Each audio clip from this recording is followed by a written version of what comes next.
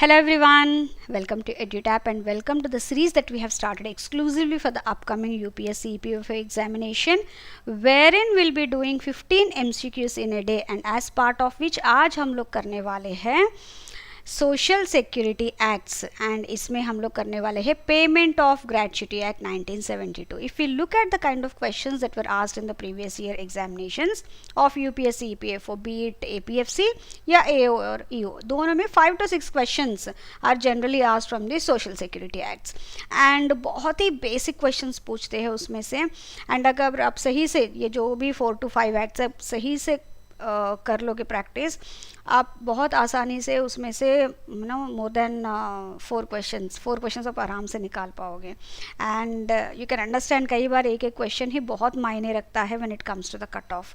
So to help you with that preparation, we have come up with this series. Okay, and I hope that you will utilize these sessions for your exam preparation. And before going any further, एक छोटा सा announcement है from EduTap. EduTap has come up with a comprehensive guidebook for all those who are preparing for the upcoming UPSC EPFO examination. No कई बार बच्चों को कई सारे डाउट्स होते हैं कि एग्जामिनेशन का पैटर्न क्या है, एलिजिबिलिटी क्या है, सिलेबस क्या है. अब सिलेबस तो बेसिक वो दे देते हैं, उसमें कहाँ तक हमें पढ़ना है, कितना पढ़ना है, लाइक डी कोडेड सिलेबस ये चाहिए. एंड उनको they need even the solved previous year question that will help them in strategising कि कौन से टॉपिक पे फोकस करना है, कौन से टॉपिक पे ज़्यादा फोकस करना है and all that. So here this comprehensive guide book is a 1 point source of all answers for all those queries for you. And the link is already shared in the description of the video. आप इस link पे click कर सकते हैं. 1 or 2 steps आपको करना पड़ेगा and then the entire content would be delivered to your inbox. And this will help you to smoothen the journey, जो भी आपका preparation journey है for the examination. And now comes the questions. आज हम लोग करने वाले, as I've said earlier also, payment of gratuity act, that is gratuity के बारे में. This is a token of appreciation amount that is paid by the employer to the employee who has completed at least 5 years of service with them. कि इतने साल आप हमारे साथ काम किए करके ये पे करते हैं, ठीक है. एंड इसी के बेसिस पे जो बेसिक कंटेंट है that we are covered in the form of questions here. So let's delve into that.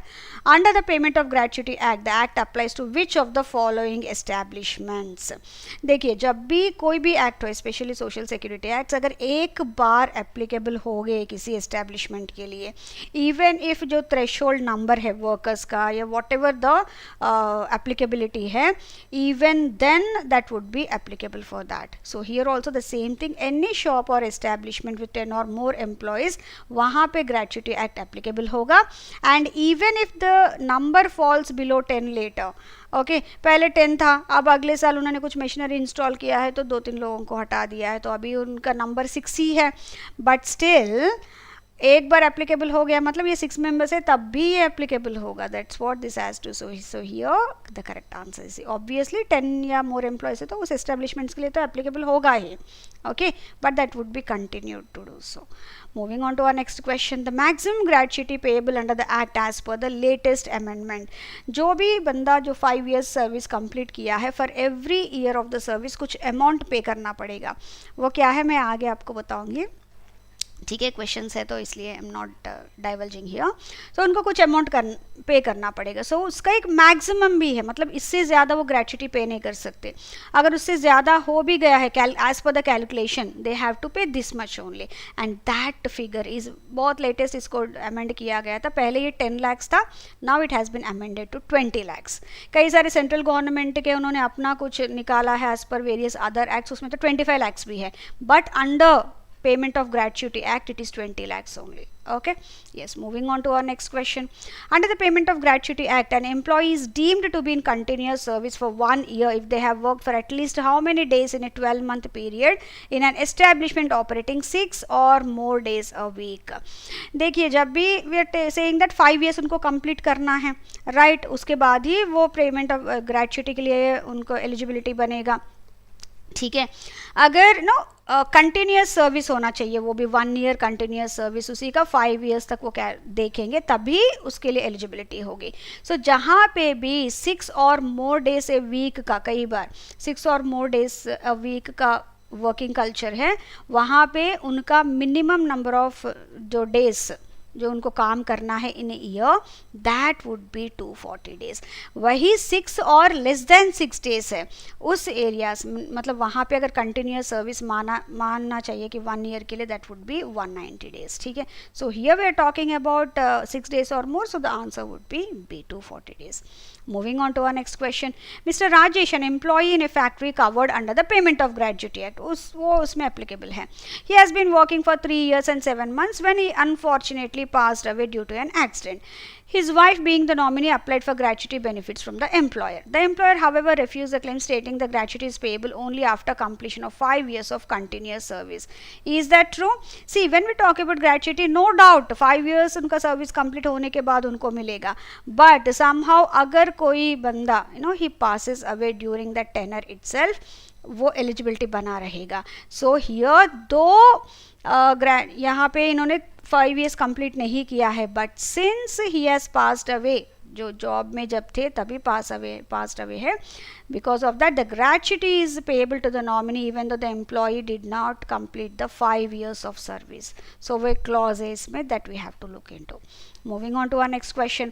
Under the Payment of Gratuity Act, what happens if an employee with no family makes a nomination and later acquires a family?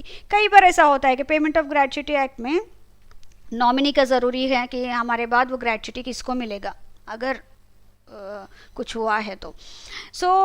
कई बार वो orphan है तो उसके कोई family नहीं तो उसने दूर के रिश्तेदार या अपने फ्रेंड को ही नॉमिनी बना दिया है, but now he got married. Okay, in that case what will happen, and उनकी फैमिली स्टार्ट हो गई. In that case the original nomination becomes invalid and the person has to make a fresh nomination in favour of the family member. ठीक है, ये compulsory, family का ही सबसे importance है यहाँ पे. Moving on to our next question. Under the payment of gratuity act, when is the employer required to pay simple interest on the gratuity amount?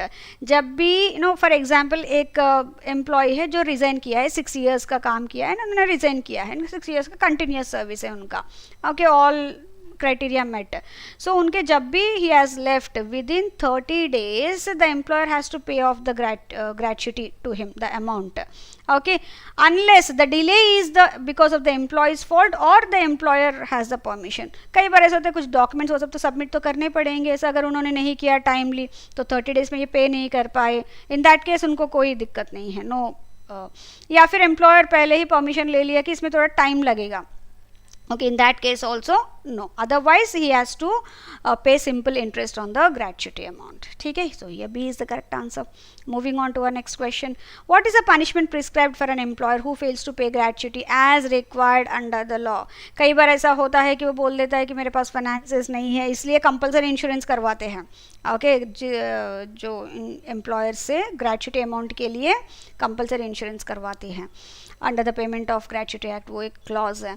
सो कई बार वो पे नहीं करते हैं. ओके, इन दैट केस अगर जो एम्प्लॉई उनको अपीलेट अथॉरिटी के पास लेके गया है, in that case he can face, the employer can face 6 months to 2 years का imprisonment, unless the court assigns a lesser term for valid reasons, कि बहुत ही जेन्यून रीज़न है, then they can go for lesser punishment than this. Otherwise 6 months to 2 years तो उनका imprisonment होने के chances है. Okay, I am really sorry, ये आपको आंसर दिख रहा है, आई एम रियली सॉरी, मैंने देखा नहीं था. सो मैं तब तक इसको हाइड कर देती हूँ. ओके, अगर किसी ने देखा नहीं है तो. Yes, Suresh has been working as a piece rated worker in a textile manufacturing unit. हमने बोला जो मंथली वेजेस है उसके बेसिस पे उनको ग्रेच्युटी मिलती है, बट हियर इनका तो पीस रेट है, मतलब इतने सारे पीसेस बनाएंगे तो इतना वेज मिलेगा. सो वो वेरी करता रहता है. So his wages are not fixed monthly but are calculated based on the number of pieces that he produces. After servicing the company for 18 years, his services were terminated due to closure of the unit. Now gratuity तो पे करना पड़ेगा. While calculating the gratuity, a dispute arose regarding the basis for determining his daily wages. Okay, calculation formula के लिए उनको actually daily wages की ज़रूरत पड़ती है या फिर मंथली वेजेस की, बट हियर इसने तो पीस रेट का वर्क किया है. In that case how would this be done, how should his wages be calculated? Now जहाँ पे भी पीस रेट का वर्क होता है, इनका वेजेस कंटिन्यूसली वेरी होते रहते हैं month on month. In that case जब ये रिज़ाइन किया है, जो लास्ट ड्रॉन सैलरी होता है, मतलब लास्ट 3 मंथ्स में, जैसे इसने Jan 1st 2025 को रिज़ाइन किया है, तो इससे पहले जो 3 मंथ्स अक्टूबर, नवंबर, दिसंबर में जो भी उसकी सैलरी थी, जितना भी मिला होगा ऑन एन एवरेज, उन 3 महीने का एवरेज निकाल सकते हैं. Okay, excluding overtime. ओवरटाइम इसमें कैलकुलेट नहीं होगा. And that they will be using in applying for deciding the gratuity in the gratuity formula. Gratuity formula क्या है आगे मैं बता दूंगी. And here the correct answer is C, 3 months का होता है. ठीक है, moving on to our next question. An employee drawing a monthly salary of 26,000 resigns after 20 years of service. What is the gratuity payable? यहाँ पे आता है gratuity का फॉर्मूला. जो जब मंथली सैलरी होती है तो लास्ट ड्रॉन मंथली सैलरी जो है, ओके, बाय 26, मतलब पर डे उनको कैलकुलेट करना पड़ता है, क्योंकि ये 15 डेज का हमें लेना पड़ता है. जो भी लास्ट एंड सैलरी होता है ना, उसमें 15 डेज का सैलरी पकड़ के that is multiplied with the number of years that the person has done service. So here last and salary जो भी है डिवाइडेड बाय 26, क्योंकि संडेज एक्सक्लूड होते हैं इसमें, तो उसमें 26 हो गया. एंड 15 डेज का होना चाहिए, ये पर डे की सैलरी मिलेगी हमें. सो इंटू 15 इंटू कितने भी उनका सर्विस है, सो 20. सो ये लास्ट एंड सैलरी क्या है, 26,000 by 26 into 15 into 20. So here 1000 and here it will be 3 lakhs. ठीक है, so here the correct answer is 3 lakhs. Moving on to our next question. Ramesh is employed below the ground in a coal mine. जब भी below the ground होता है उनका calculation होता है days का, कंटिन्यूस सर्विस का, लेस दैन 6 days का. Okay, so which is covered under the payment of gratuity. During a particular calendar year, the mine was operational throughout and Ramesh worked for 200 days in total. Later, when he claimed gratuity benefits, the employer argued that since he has not worked at least 240 days in that year, he could not be considered to be in continuous service. Hence, he was ineligible for the gratuity. Is that so? As I have said, अगर greater than 6 days और मोर है तो then 240 days, लेकिन जहाँ पे भी 6 days और less है तो then he can be considered. And since he is working in a mine जो जहाँ पे ये वाला क्लॉज एप्लीकेबल होता है, सो 200 days, सो 180 days से ज़्यादा ही काम किया है, so we will consider that as continuous service and the gratuity amount would be applicable for him. ठीक है, moving on to our next question.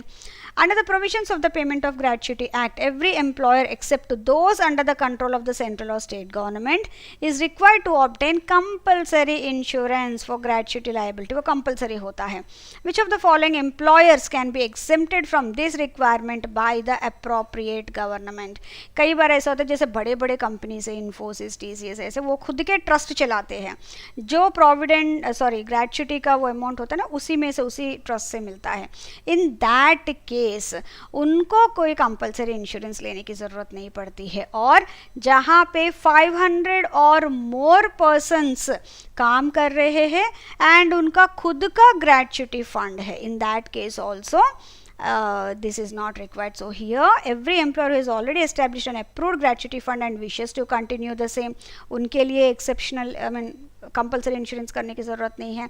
And every employer employing 500 or more person who establish an approved gratuity fund, in either these cases compulsory insurance की ज़रूरत नहीं है, but others compulsory insurance करना पड़ेगा. Okay, and वो नहीं किया है तो that they will be not punished, फिर उनको फॉलोअप किया जाएगा so that they can pay. ठीक है, moving on to our next question. Under the provisions of the payment of gratuity act 1972, an employer is liable to pay the amount of gratuity within how many days. इसका applied question हमने पहले किया था. Now इसी का एक straight question है, मतलब एम्प्लॉयर कितने दिनों में उनको पे करना पड़ेगा. until and unless कुछ दिक्कतें हैं 30 डेज के अंदर तो उनको पे करना पड़ेगा, अदरवाइज उनको सिंपल इंटरेस्ट लगेगा. ठीक है. Mister Verma, an employee of A private manufacturing unit, was denied full gratuity benefits by his employer. He approaches the controlling authority under the Payment of Gratuity Act, which passed an order directing the employer to pay him the admissible gratuity amount. The employer, however, was dissatisfied with this order and wanted to challenge it before the higher authority, जो भी उनका appellate authority है. According to the provisions of the Act, within how many days from the date of receipt of the order can appeal can be filed against the decision of the controlling authority. जब controlling authority जो immediate authority है, अगर उनका decision से happy नहीं है, then they can go for the appellate authority. Okay, now in that case कितने दिनों तक के से पहले उनको लेना पड़ेगा, अदरवाइज वो appellate authority के पास जा नहीं सकते. Within 60 days from the order. अगर 70 डेज हुआ है then he will not have a chance to go there. ठीक है, that is 60 days. Moving on to our next question. Mr. Sharma retired from a private company covered under the Payment of Gratuity Act on 30th June. As per the act, the employer was required to pay the gratuity amount within 30 days, that is by 30th July. However, the employer failed to make the payment within the stipulated time without any valid reason. कोई reason भी नहीं है. Mr. Sharma approached the controlling authority claiming not only the gratuity but also additional compensation. Is that what is the consequence that the employer will face in this situation? As we have discussed earlier in the one of the questions also, जब भी वो 30 days से कोई valid reason के बिना वो 30 days में वो amount pay नहीं कर रहे हैं, in that case जितने भी days के लिए late हुआ है, for that he has to pay simple interest on the gratuity payment from the date it became payable till the date it is actually paid. जितने दिनों के लिए उतने दिनों के लिए उनका जो भी उस टाइम का जो simple interest applicable रहेगा, that he has to add and pay to the employee. Okay, so this is all from my end and I really hope that you have liked this session. And before winding up, एक छोटा सा announcement है from EduTap. Currently EduTap has launched 3 major courses for all those aspirants who are aspiring for UPSC, EPFO, BET APFC और AO 2025 examination. उसमें से सबसे पहले आता है मास्टर कोर्स. ना इसमें क्या है, जो कई बार ऐसा होता है ना कि बच्चों को पूरा कंटेंट एक ही जगह पे चाहिए, राइट. सो उन बच्चों के लिए ये बहुत बेस्ट है, बिकॉज ऑल द सब्जेक्ट जितने भी इस एग्ज़ाम में आते हैं, ओके, वो सारा कंटेंट एक जगह पे मिल जाएगा, like in the form of PDFs, videos, live sessions, chapter quizzes etcetera. Okay, and along with that weekly एक स्ट्रैटेजी सेशन भी होगा कुलदीप सर से, जो आपको जितने भी आपके डाउट्स है उसमें वो सारे क्लैरिफाई करेंगे. मतलब and also they will help you with majorly hill help you with the strategy. Lot of content है तो उसको किस तरह से आप यूटिलाइज कर सकते हैं in the best way possible for your exam preparation. दूसरा है स्पेशल सब्जेक्ट्स कोर्स. कई बार ऐसे होते हैं बच्चे कि उनको बोलते हैं कि बाकी कुछ सब्जेक्ट्स है जो कॉमन है दूसरे एग्जाम्स के साथ, लेकिन ये वाला सब्जेक्ट हमें मिलता नहीं है, लाइक योर पॉलिटी हो गया, अकाउंटेंसी हो गया, या फिर IR and LL हो गया है. In that case they can opt for that specific course only.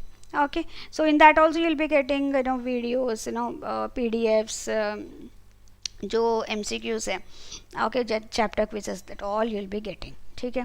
Now तीसरा है टेस्ट सीरीज. ये उन बच्चों के लिए जो चाहते हैं कि प्रिपरेशन तो उनका पूरा अपनी तरफ से हो गया है, मे बी उन्होंने वो दूसरी बार दे रहे हैं अभी एग्जामिनेशन, अब उनको क्या है, उनको सिर्फ क्वेश्चंस चाहिए प्रैक्टिस के लिए, एंड या फिर मॉक टेस्ट चाहिए to understand where they stand. In that case they can go for the test series, जहाँ पे उनको एग्जाम लेवल टाइप के ही मॉक टेस्ट मिलते हैं, and they can get the practice done there. Okay, so इन सभी के डिटेल्स हमारे डिस्क्रिप्शन बॉक्स में है इस वीडियो के, एंड वहाँ पे आप जाके देख सकते हो, एंड एज पर द जो आपके रिक्वायरमेंट है you can go ahead with the purchase. And if you still have any queries you can always reach out the team on this number, और you can mail them on this number. And आप directly course खरीदना चाहते हो, you can visit the site and see whatever the latest जो भी coupon, जो भी discounts applicable है, you can apply and get that done. Okay, this is it for today. Thank you very much and have a great day ahead. Please take very good care of yourself and I wish you all the best for your exam preparation. Thank you very much once again.